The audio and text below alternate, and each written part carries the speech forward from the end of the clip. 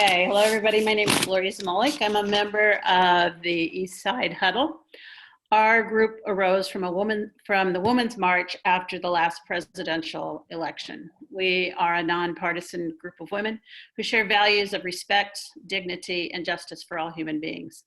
Our goal is to support political candidates who reflect these values and represent Iowans with honesty and integrity.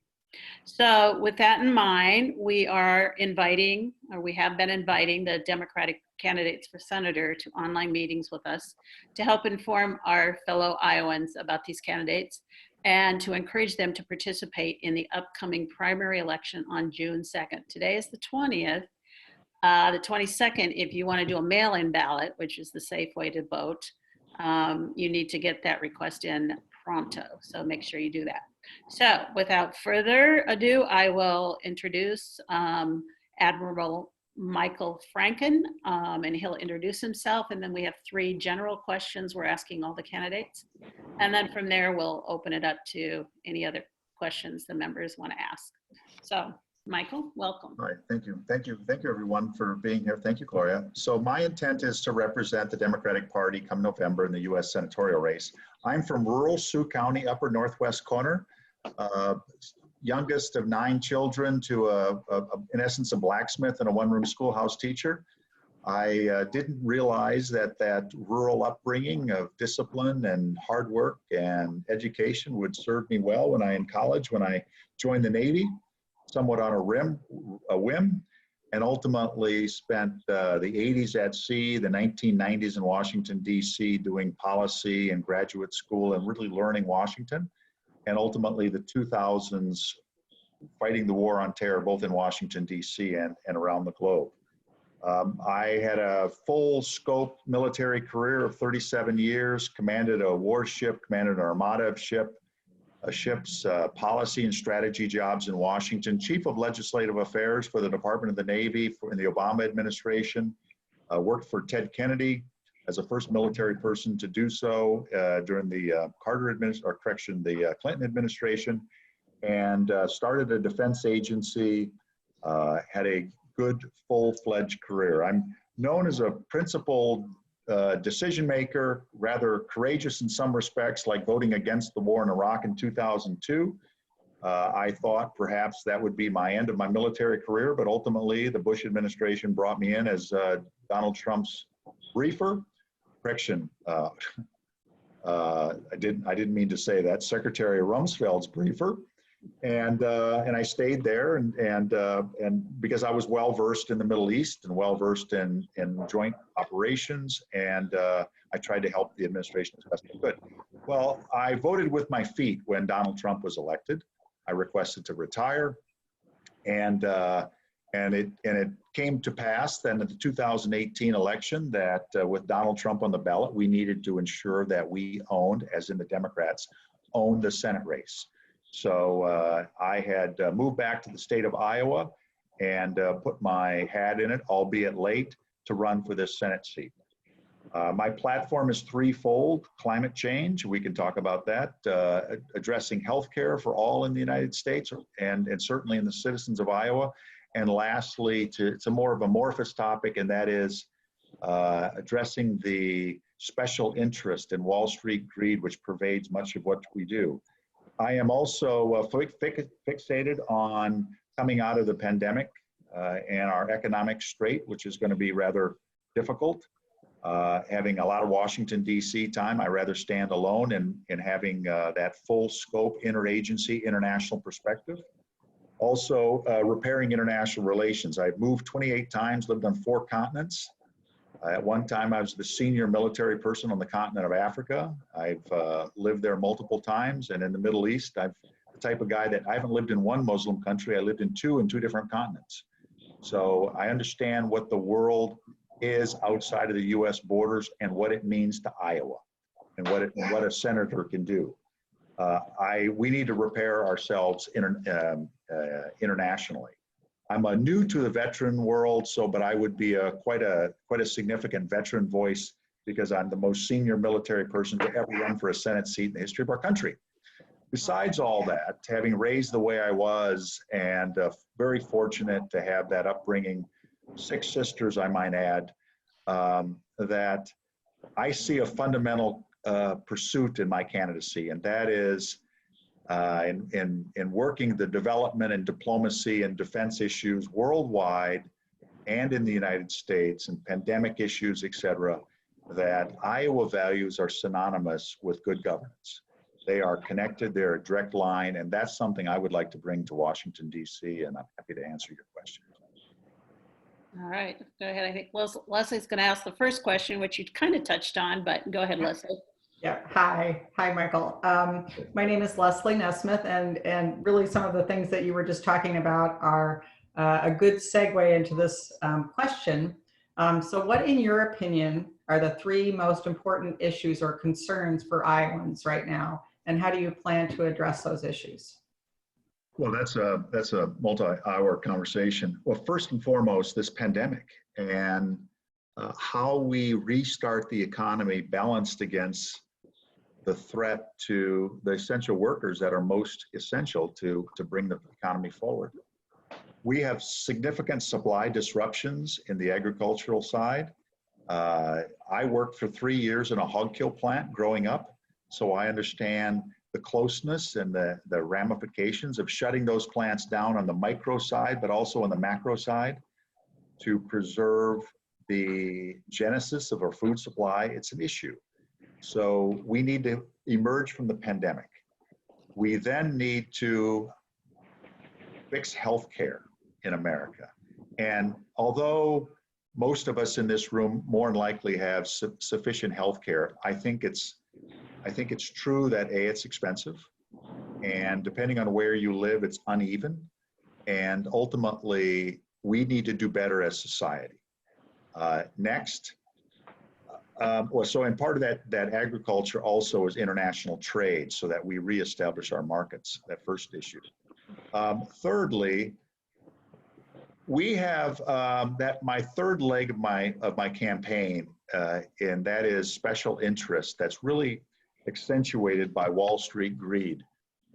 Having spent well over a decade in Washington, D.C., and actually having twice as much Capitol Hill time as Joni Ernst, most bills that pass, most bills that come up for signature have significant elements of special interest favors put in those.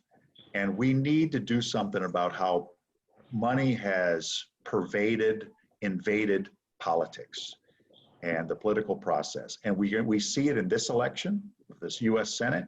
We see it in the presidential election. And we need to do something about this because it is a bad, bad thing that ultimately is un-American and not what I think our founding fathers expected. Okay, great. I think I'm going to ask the next question because our question asker was in another meeting. So, this question, I know you've probably been asked it a million times, but how will your message resonate among Iowans with different political views? And then explain your strategies for bringing Iowans together and motivating people, especially younger ones, youth. How do we get them to vote? So what are you going to do? You get the nomination to go against Joni Ernst. What's your strategy? How are you going to beat Joni Ernst? So I think you asked slightly two different questions. One was, how do you bring people together? And so that issue is I started a defense agency from the ground zero, asked to during the Obama administration by a Republican Secretary of Defense. He generally gave me the keys to the car and he said, fix this. So that for instance, was a cross the aisle effort using Senator McCaskill and John McCain and many others to bring this thing together. And I'm very, very understanding of how it used to be when I worked for Ted Kennedy. I was Ted Kennedy's military legislative assistant, foreign policy person, and agriculture and science person. And we worked seamlessly across the aisle. You didn't always win, and that's okay because you waffled where you had to ultimately get what you needed. And that's what's called compromise.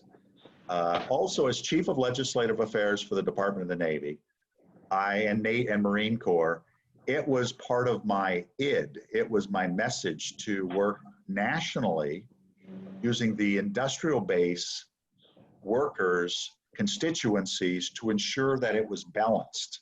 Whether we like it or not, there's a lot of that effort going on. And so throughout my military career, I was strictly apolitical, strictly. And grew into be internally a Democrat, but I only served as an apolitical servant to the government. And so it is not an encumbrance to me to work across the aisle.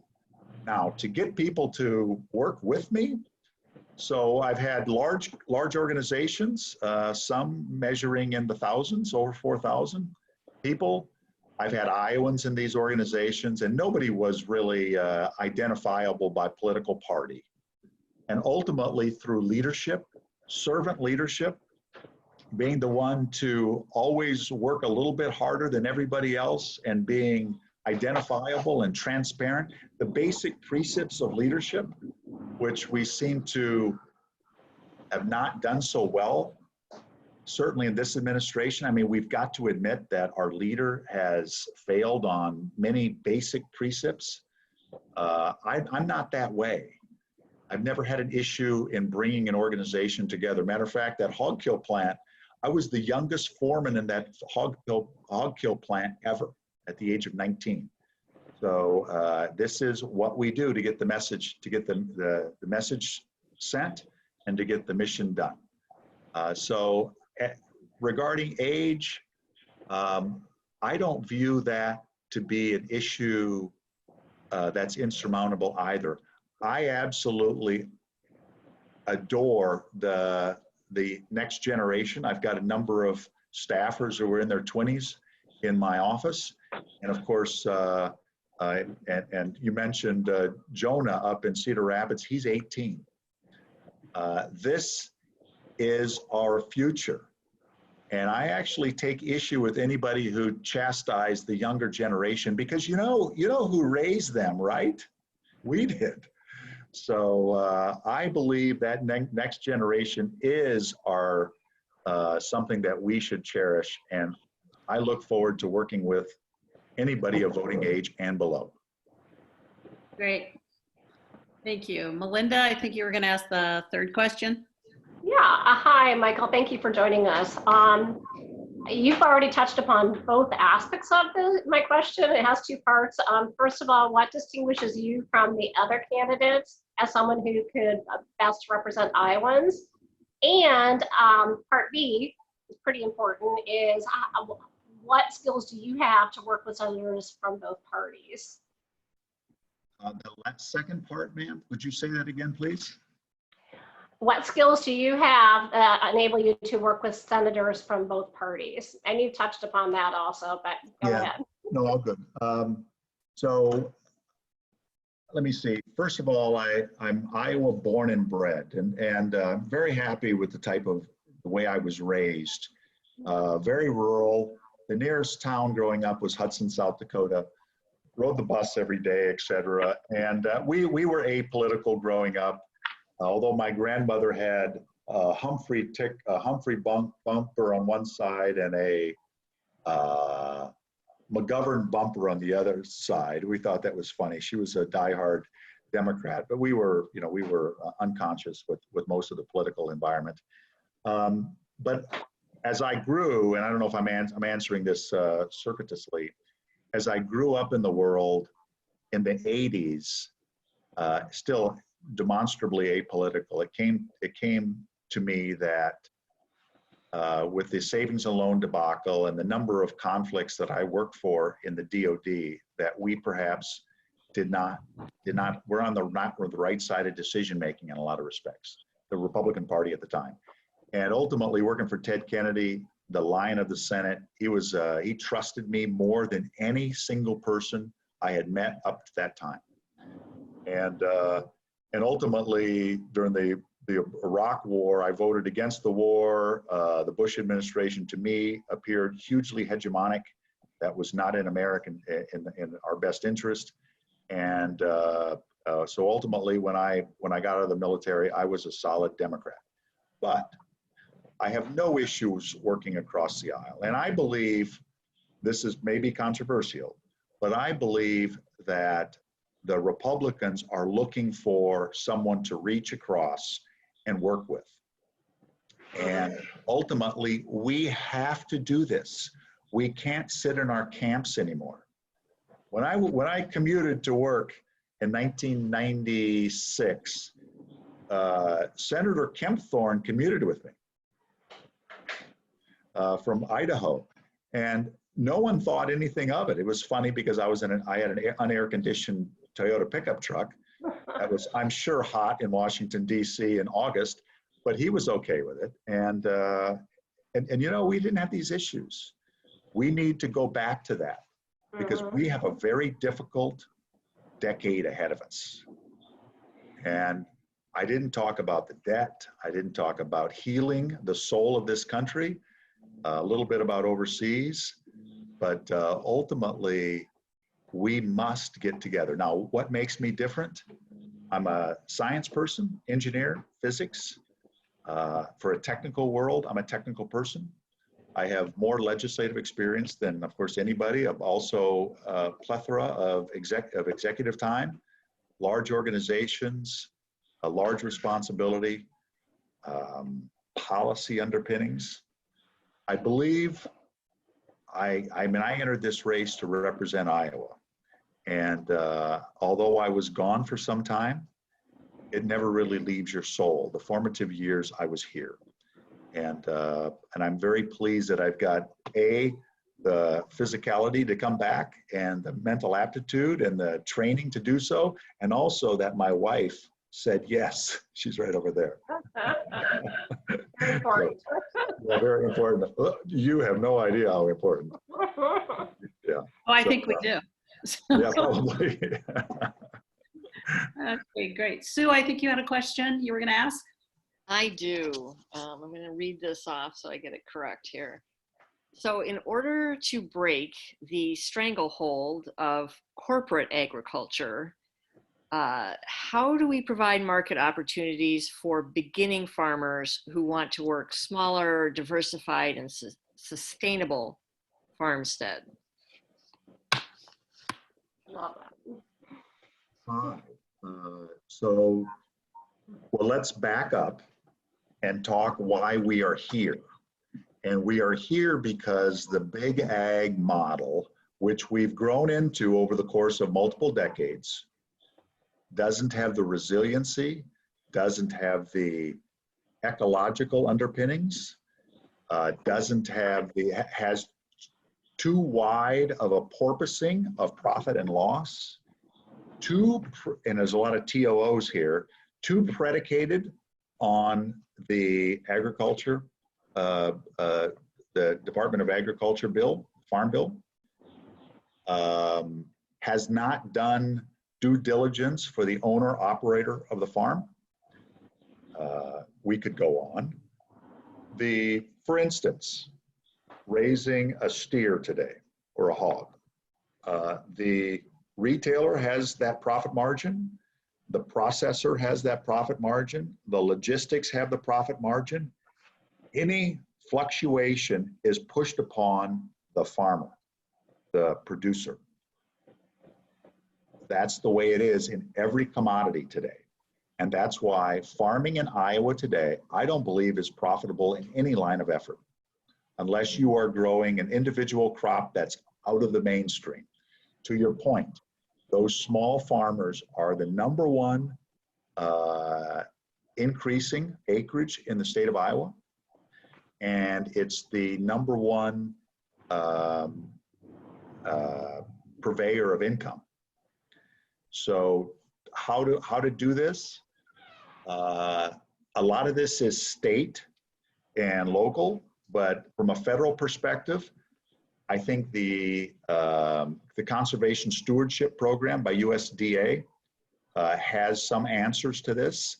that you can grow other crops in a more perennial way, that that you can save money.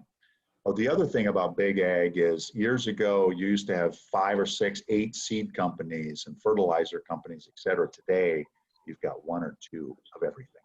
Of anhydrous, you've got 1. And usually only 1 place to sell your product to. Ideally, I'll tell you more what the idealized end state is, because frankly, there's complicated for all the entering arguments. The idealized end state is a regional sustainment area, short lines of logistics, processing agricultural products locally with the buyers of that product to be schools, retirement homes, government, SNAP programs, and expanding from there. I mean, ideally, can you imagine an area in Iowa where it's known for, we have already got this wine perhaps, but known for asparagus, known for sweet corn, known for what the next product. And I mean, we can do this. And here's the other thing. We should look at a broader effort to grow fish in this state. We've got ample water. We could do this, fish farming, and it goes on and on. So I think we've got great potential for this, and I'm highly encouraging for the small farmer to work this. Okay, great. Thank you. Okay, anybody have any questions? Any other questions? I don't have any scripted that I know people are going to ask, but Kathy, do you have any questions you want to ask? Nope. Okay. Leslie? I'm going to ask. Oh, you're going to do one? I got one. All right. So bottom line, I mean, your credentials are amazing. All right. So why wouldn't we vote for you? And I have a lot of friends that were very interested in your candidacy. On Monday, a lot of them watched the debate, and we're a little disappointed with the performances across the board of the candidates. And because, you know, we do want a candidate that can beat Joni Ernst. So I'm going to ask you to speak to that and kind of rate your performance. How did you do? And then going forward, I mean, is that, can you compete on the debate stage? Can you? Okay. I'm so happy you brought this up, because I graded myself a C and my staff gave myself a B. So I think they're trying to keep me chipper. And it's our first debate. It's the first political debate I had ever had. And here's, so a typical day for me is spent, but they're long. And what you don't do is practice debating. You just don't have time. So that's just the nature of the beast. So I think we'll see an incremental improvement each time we do this. And I think what the audience has seen before are the presidential debates iteratively. And they, of course, go through a significant training process and coaching and, you know, the look and all that business. Well, we don't, I mean, somebody may have, I didn't certainly go through that. I am very comfortable having a chat across the table about an international trade, international agreement, something in a broader sense. But the number of issues in politics is really makes one nervous, because you have a limited amount of time. And here's a truism: there's no right answer that's short. And consequently, you have a tendency to go too long, so you're nervous about that as well. I think you will see unfortunately, we should have been doing this last year, and round robin of these things. And we never did. We couldn't get all the candidates to say yes. And we were actually late in getting one candidate to say yes. I think you'll see a better job tomorrow at WHO, and I hope so anyway, and I hope you see it from me. Great. And here's the other thing. The debate the other night didn't have really good constraints placed upon it in terms of time. It was, they didn't give us a time constraint. And so I entered it thinking that time was of the essence, and I gave pithy little answers. And then I was told that I didn't speak more forcefully or more thoroughly on the topic. All right, great. Thank you. You're welcome. And Sue, you had one more question? I think we'll do one more question and then probably wrap it up. We're getting close to our time limit. Thank you. Well, you had mentioned earlier healthcare. Could you expand on what you think should be done? Should we expand Obamacare and revamp that? Should Medicare for all? What's your stand on how to approach that? Well, so healthcare is more broadly both the insurance aspects, but also the application thereof.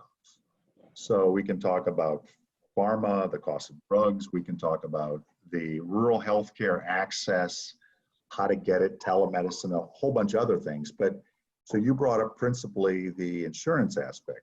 I'm a fan. Don't let go of something you have.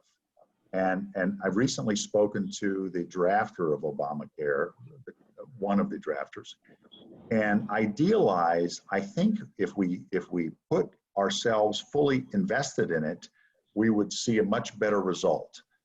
Certainly, we've got some inefficiencies in healthcare in America. We would, and depending on what study you read, is it 30%? Is it 35% that is outrageously overexpensive? That has to be addressed.